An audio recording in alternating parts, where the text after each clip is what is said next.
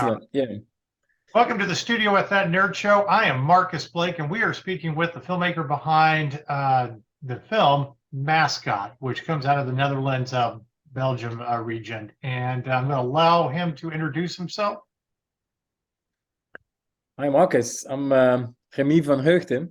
I'm a director from Netherlands, based very near Amsterdam. Yeah, we made a movie called Mascot. Tells the story of a family adrift. I'd say in particular of teenager Jerry, and who completely loses his sense of limits. Right. And he becomes radical and violent, despite all his mother's efforts to save him. I've made a father-son story before in my previous movie, and well, this time it's a very mother-son story with a very tense relationship between the two. Yeah. Well, I got to say, I very much enjoyed it, and I kind of felt like it speaks to a lot of, what everybody's kind of going through, especially if you're growing up and trying to find, your own identity, so to speak, and just how violent and,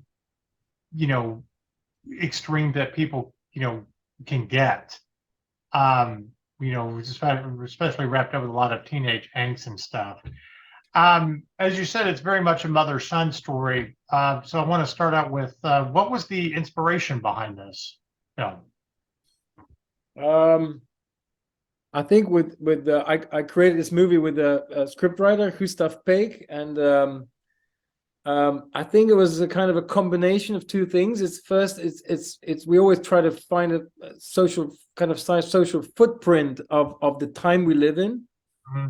And yeah, we were really touched by the number of increasing incidents or ultra violent incidents by young people. Even in the Netherlands, I'd say, especially after the coronavirus. I mean, we made the movie during coronavirus, but it kind of got this, it got so much more after. And it was a worry of so much young people, as you said, coping with frustrations and loneliness, and what if you don't feel you're perfect? And that's the other idea. I grew up and I had this. When I start changing teeth, I only got half back, and it's a big thing. You think everybody sees it, and you keep your mouth shut, and. Right. And but that was years ago, and I learned to cope with it. But I didn't grow up with social media and a camera on your face all the time. Yeah. And my mother would tell me I looked all right, which of course you don't believe. And so it's kind of set off a story, like kind of a what if the guy takes it too serious what his mother tells him. And he fights back of the people who criticize him. Right. So it sets up an inflammable character. It's interesting you talk about social media. Social media is great about getting information out, but I mean, I'm 44. I went to high school and college before social media, and was in the military before social media, and we're always laughing like, thank God we didn't have social media and camera phones. When we were young and stupid. And I feel like kind of social media ostracizes people.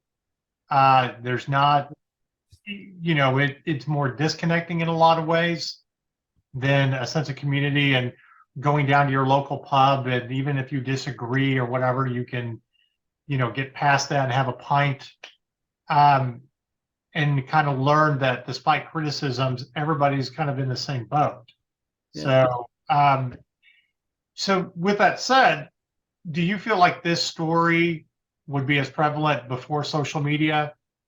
Or do you feel like social media just kind of adds to what this character is going through? I think for him, it's a catalyst of his problems. This story is kind of a snowball. When you look at him, you think, he's all right. He's a gentle character in a way. But it's just every time he gets a little gets a little hit, and I think he watches a lot of screen, and he creates this image of how it should be. And I think that, well, you can call it manipulation, but as I totally agree on you. Social media have a lot of good things too, and that we also show it in the movies. His sister, she's looking for a place to stay, to be. Right. I won't say if she finds it, but for him it's toxic. And I think you have to be very strong. You have to stand strong in your shoes. What do you say? Yeah.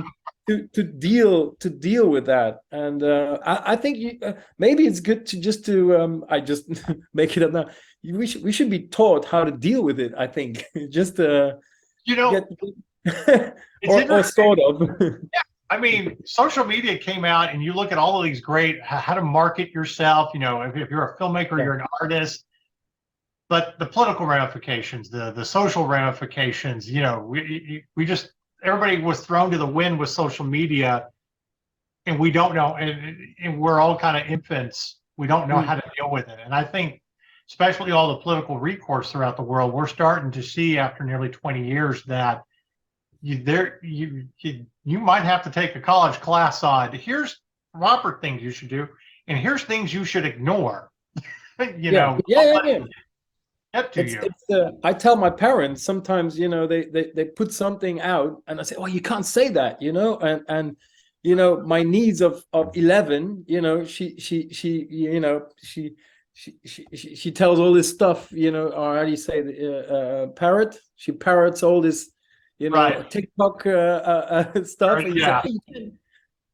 But yeah, I think it's just, as in our movie, our character Jerry, he's just very confused. So he confuses also pornography with love. It's all one thing, and he's jerking off all the time, and yeah, it doesn't matter what it is, and well, I always joke around that I'm kind of against free porn on the internet, because you should, when you're a teenager, you should have to kind of struggle to get to see something naked. You should be satisfied with your dad's old school nudie magazine, but it's so much out there that it kind of taints our ideas of love and the emotion behind it. And so again, it can be liberating, but at the same time, but here, and how do you deal with that? I've got nieces and nephews that are teenagers now, and it's like, putting stuff out there on social media. My nephew, who just turned 12, who wants a Facebook account now, just got a cell phone. He's learning how to properly do all this with do's and don'ts and stuff. And same thing, like with us, we do online gaming. So I'm, trying to connect to people. But anyway, I want to talk about the title Mascot, because it's very metaphorical. We think mascots with sports teams, but that's not what this really is. It's a persona. It's putting on a costume, of who we really are. Yeah. Is that what you were going for? More of the metaphor behind the title? I mean, how did you come up? Why that title? It's, for me, he's the mascot of the society at the moment, of a young white boy. Yeah. Patriarchic, violent thinking. Horny, and his costume, he wears, well, if you look in pretty much in a big area in Europe, they all look the same. It's all black, a lot of Fred Perry stuff, hats on, and it's like a uniform, and it's scaring me, I have to say.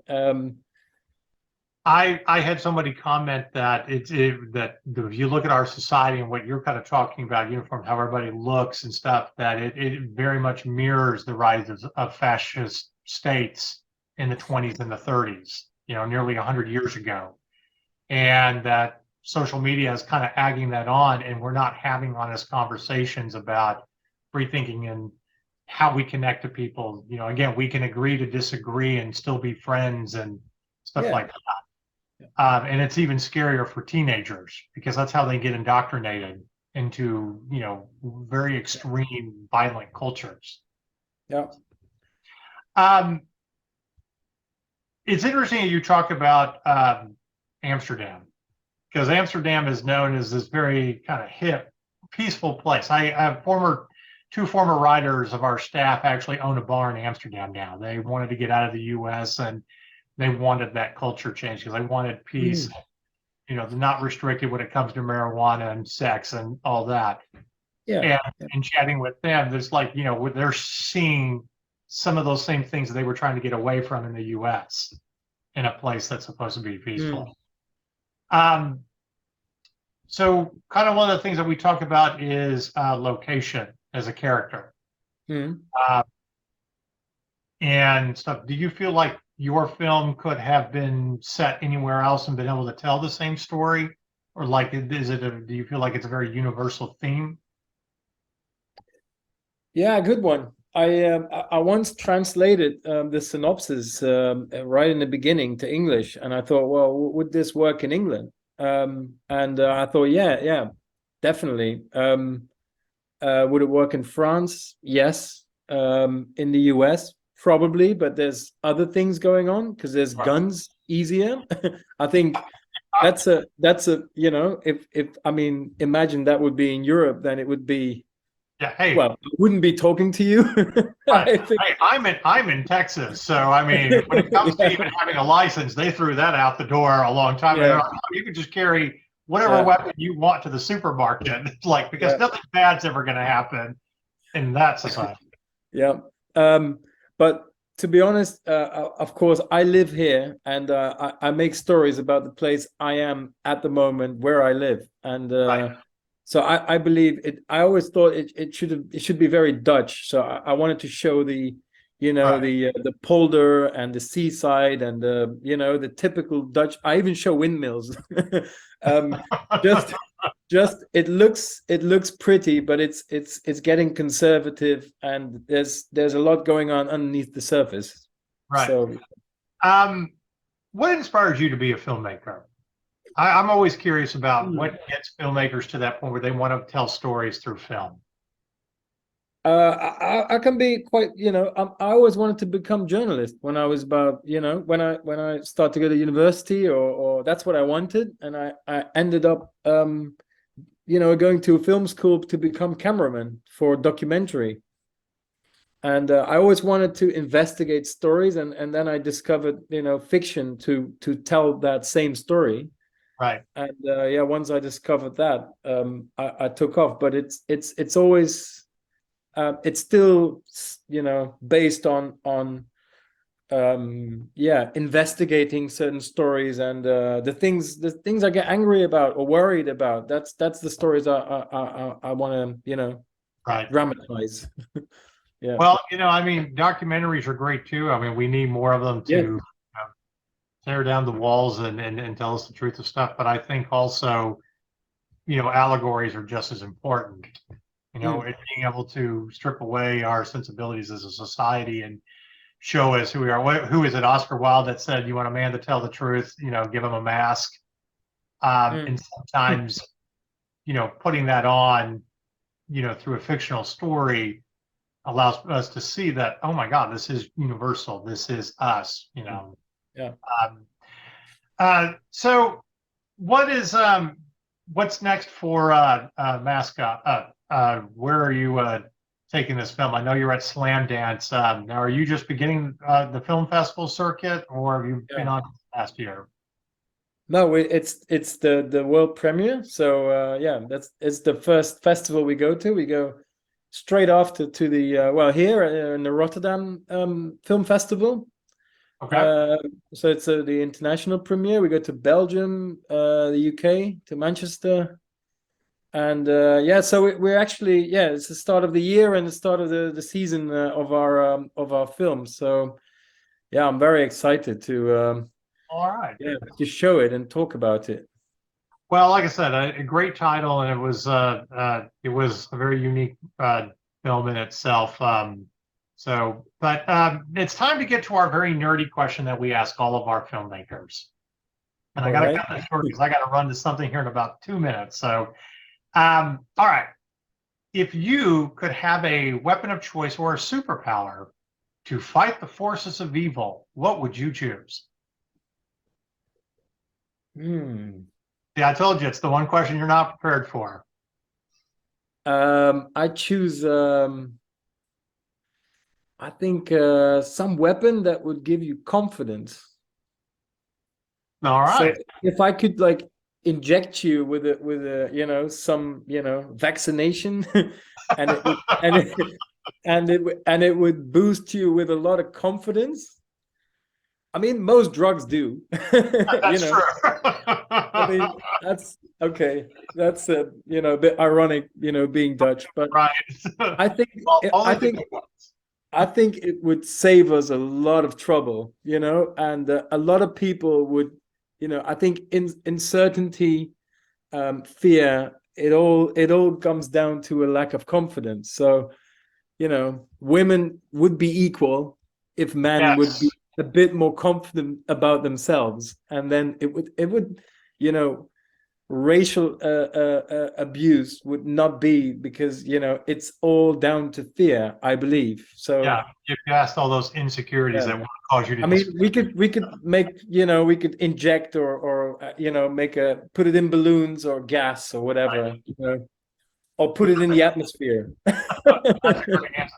I think also you need places, where you can gather as a community where, uh, take your confidence and everybody's the same and you can just have a good time. And that's where you really start to change the world. So.